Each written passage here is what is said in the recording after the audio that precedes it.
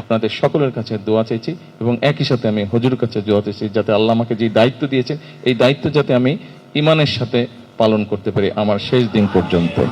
জি, তো আজকে মূল যেই কারণে আমার এখানে আসা, যেটা স্বরাষ্ট্রমন্ত্রীও বলেছেন, প্রথমত আমি যেই ওয়াদাটা করেছিলাম হুজুরের কাছে সেই ওয়াদাটা আমি আজকে রক্ষা করলাম, হুজুরকে আমি সালাম দিলাম এবং যাবার সময় আমি দোয়া নিয়ে যেতে চাই যাতে যেই কথাগুলো আমরা দেশের মানুষকে বলেছি, যেই প্রতিশ্রুতিগুলো আমরা দেশের মানুষকে দিয়েছি তাদের ভাগ্য পরিবর্তনের জন্য আল্লাহ যাতে আমাদেরকে রহমত করেন, সেই প্রতিশ্রুতি যাতে আমরা রক্ষা করতে পারি, তাই না? একজন মুসলমান হিসাবে আমরা যদি একজন মুসলমান হিসাবে বিবেচনা করি নিজেকে, তাহলে সেটা যেই হোক, যখন আমরা একটা জবান দিই কাউকে, সেই জবানটা আমাদেরকে রক্ষা করতে হবে, তাই না?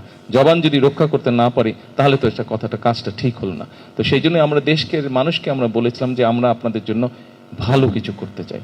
আসুন আমরা হাত তুলে আল্লাহর কাছে দোয়া করি আল্লাহ যাতে আমাদেরকে সেই রহমত দেন যাতে আমরা দেশের মানুষের জন্য ন্যায় বিচার প্রতিষ্ঠা করতে পারি, দেশের মানুষের জন্য ভালো কিছু করতে পারি, যাতে দেশের মানুষ শান্তিতে থাকতে পারে। আবারও পরিশেষে আপনাদের সবাইকে আন্তরিকভাবে ধন্যবাদ জানাতে চাইছি, আপনাদের সকলের কাছে দোয়া চাইছি এবং একই সাথে আমি হুজুরের কাছে দোয়া চাইছি যাতে আল্লাহ আমাকে যে দায়িত্ব দিয়েছেন এই দায়িত্ব যাতে আমি ঈমানের সাথে পালন করতে পারি আমার শেষ দিন পর্যন্ত।